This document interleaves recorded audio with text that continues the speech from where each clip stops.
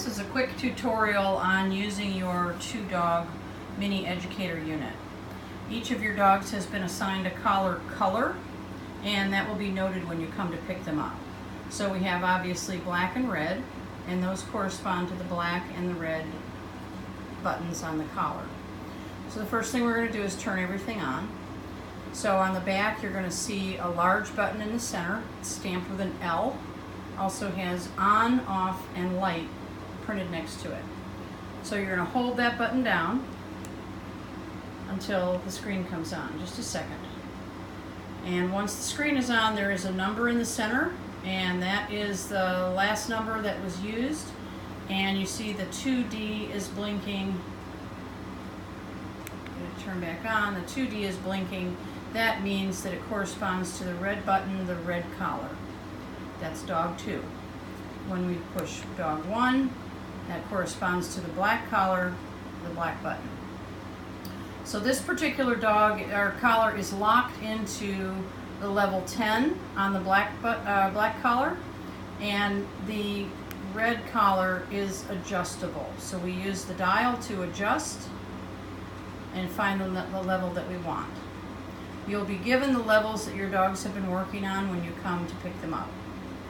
So we go back to level dog 1, and it is locked onto a 10. So no matter how I turn the dial, that 10 is locked in place. To unlock it, I'm going to hold down the selection dial, and now it comes free. And as you can see, by turning that dial while it was locked, I actually turned it up to a 17. So you want to use some caution with that and not just spin that dial around when you're on a locked dog. You also see in the window there's a C, and that is continuous. So we have a small button here off to the side that is stamped M/C, and if you click that, you will actually change over to momentary, which we do not want to use. We want to use the continuous. So we're going to put it back on continuous. You can see that C appears again. Now we're going to turn on each receiver. So there's a red dot and there's a red dot. We're going to touch those 2 red dots to each other. You get a green light. Same thing with this one, green light.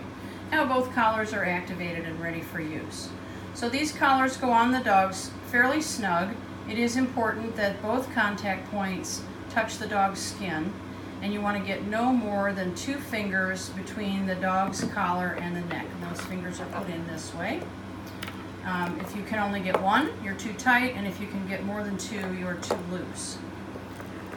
So once those collars are activated, now the buttons that correspond will activate each collar. So the black button is going to activate the black collar.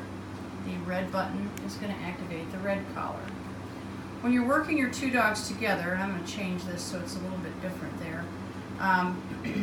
When you're working both dogs, you have to be cognizant of which collar is on which dog. So please memorize that. Sometimes it's easy to memorize, maybe from existing collars. I also use coat color sometimes to help people remember what collar is on which dog. Once the collar is activated, transmitter and receiver, then you can use the dial to switch numbers as needed. If your dog is locked in, so we want to go back to dog number 1, and we want to lock him back into a 10. So that's going to be hold down this button until it blinks, and now he is locked in on a 10. Once it's locked in, his number cannot be changed unless you unlock it. If you need to move back and forth between dogs, you can use this button here. It's stamped with a T, and this is a vibration mode. So if you click it once, you'll get that T. It's kind of a symbol in the window, and now both collars are set to vibrate. I rarely use that, so we're probably not going to use it with your dogs. If it is in use, it'll be explained to you when you come to pick them up. The best use for this button with a 2-dog collar is to be able to switch back and forth between dogs without having to push a button that activates the collars. So let's say that dog number 2 is on an 18, and I want to get to dog number 1. I'm going to click that button twice, and you see that it changes in the window to dog 1. And now we're going to get a little symphony, so we're almost finished here. Shouldn't disturb us too much. So we're going to click it twice to get back to dog 2. Click it twice to get back to dog 1. You can see that the number changes depending on the dog that we're working with.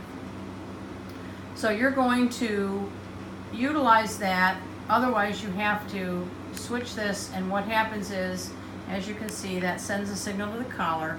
And if you're just trying to switch dogs and you don't want to switch, send a signal, then you don't want to push the button that activates the collar.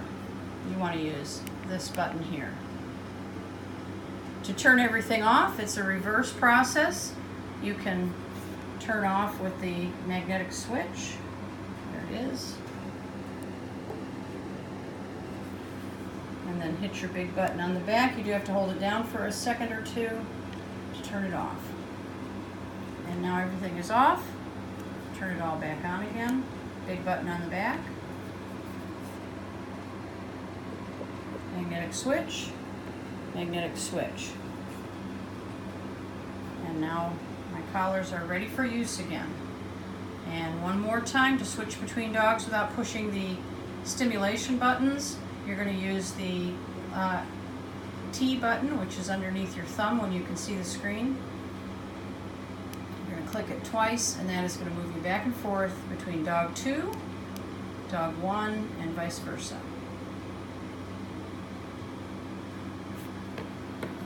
There it is.